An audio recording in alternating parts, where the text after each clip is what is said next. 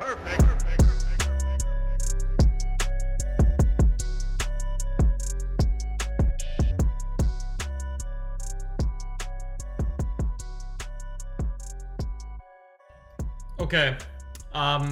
it's happened. Semis are essentially over. I mean, semis are over. As you can see, it's halftime of the Ravens-Niners game as I record this, but as I kind of anticipated, there were some blowouts in the semis. So we are already prepared to discuss what happened. So with that, we have to address a couple things first. Number one, and my Wi-Fi is going out, so that's unfortunate. Number one is I'm in 4 leagues. I have one main league, but this is again just for my credibility. I'm in 4 leagues, one main league. All 4 leagues I made the finals. I am not lying to you, and I also will not even take credit for it. My main league scored like 90 points this week. I just played a really bad team, and I'm probably next week going to be playing a better team. I'm probably the 3rd best team in the league. Maybe 2nd, but there's one team that's just so much better than mine. I mean, any given Sunday. But 4 leagues all finals is what I'll hang the banner at in my apartment. That's just absolutely crazy. Man, my Wi-Fi. Damn. Now we have to talk about El Professor. So El Professor is going to the finals, and he was my prediction. You know, I've been hyping him up all season. Anyone really could. And I'm seeing some storylines develop. You know, I'm getting word that people do not like this team. You know, they're rooting against this team. And I have to really clarify my position on this because I'm an analyst. I'm not here to say, you know, I'm rooting for you. This is the nicest, you know, I'm here to say what the best team is. So I do have to stick with this Professor take. I do have to root for the Professor takes. I have to always root for my takes. But I also need to say that if El Professor isn't acknowledging that the trades that he made were so beyond uneven to the point where, wow, my Wi-Fi, I'm looking broke right now. I don't know what's going on. So beyond uneven that it almost is hard to even call it a trade. There's a Drake song I like a lot. My actually top songs this past year called Fair Trade. Great song. And, you know, I don't know the joke here, but they weren't fair trades is what I'm trying to get at. So I hope El Professor is cognizant of that and expresses that that's his perspective as well. I know in this league, the toilet bowl does matter. I really should have been even more sensitive to the fact that those games aren't also over. Frequent buffering. Just embarrassing. But even with that being said, these games are basically over as well. So we had the Banditos, looks like they're going to capture 7th place over El Captain.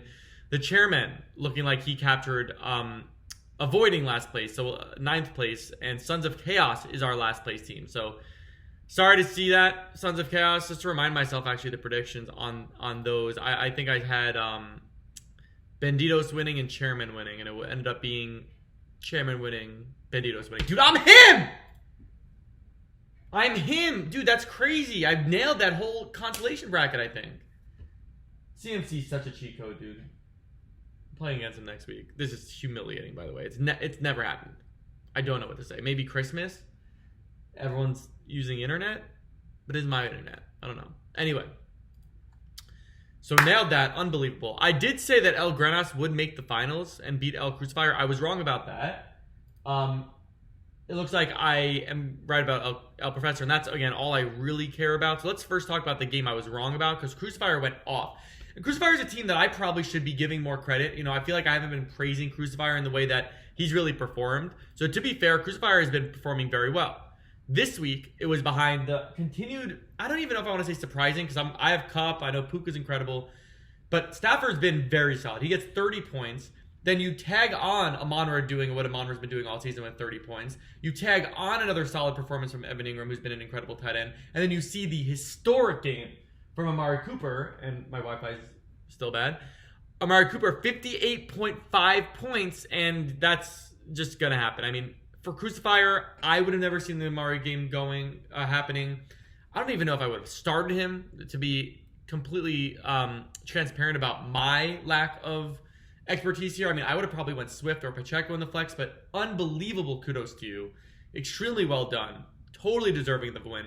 And on the flip side, El Granas, the good news is you don't really have to regret it that much. And Oh, I have Kittle. These look like some points. Stay healthy, though. He's in the air. You see that? You see that he's in the air? Just stay healthy. Just go down. He's healthy. Okay, so, Elgranas probably didn't deserve it. I mean, 110 in the semifinals isn't going to fly. Maybe in the consolation that would be enough. But you had an off game from James Cook. Josh Allen kind of took it in his hands with 2 rushing touchdowns, which is obviously pretty bad luck. You had 2 Steelers, like Jalen Warren, Deontay Johnson. That's not the code to being an incredible team. So even though you get an amazing Puka game, it just isn't enough. I mean, you got bad Devontae game as well. It's just really disappointing into the season. But when you really look at this team, I mean, I did say they make the finals, so I do think there's enough star power, but not enough to win it all. Again, El Professor is at standard, and Elgranas never was at that standard. Crucifier, you're showing you might be at that standard, and I'm so curious to see what's going to happen next week. So first, let's take a look at what we have with the El Professor team. That is going to win 163 to, unless McCaffrey gets another 40 points, which is impossible. And I really have to figure out this Wi-Fi thing. They are going to get the win by a good margin. So another surprising quarterback situation. Baker Mayfield, 23.3 points.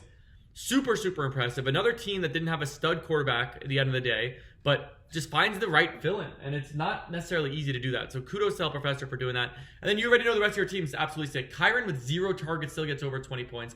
Bijan, from public pressure, gets the usage that he deserves with about 19 touches. And he gets 18.2 points. CeeDee Lamb, another 30-point game, absolutely incredible. Devontae Smith gets a long touchdown, incredible. The only frustrations here are Waddle gets hurt. Is he going to be back next week? Potentially, but do you trust him with that high ankle injury? And Travis Kelce's been super disappointing. You obviously keep playing him, but that's super frustrating. Does Mixon get a look? Does Pollard get a look? Again, this is an extremely deep team, so when you have issues like you do right now with Waddle, you have options. You would need to put a wide receiver in that spot, though, is actually the only issue. Zay Flowers looks like the obvious option to me if you are going to be replacing Waddle. But with that being said, very embarrassed about this Wi-Fi situation. So with that being said, we're going to have a finals with El Professor against Team Crucifier. You already know my prediction. It's the same that it was before. It was 142 to 132, except instead of Elgranas, it's going to be Crucifier. And again, El Professor, just admit that you robbed these teams and you're good with me. There's no issue with me. In the third place game, by the way, we have Elgranas against Paco Libre, and we are going to go with Elgranas 121 to 120. Why not? Why not? So third place. I don't know what the payouts, by the way, are, but I'm hoping this matters. To 120 for Paco Libre. So with that, that is the week. Best of luck to the final teams next week, and I'll talk to you soon.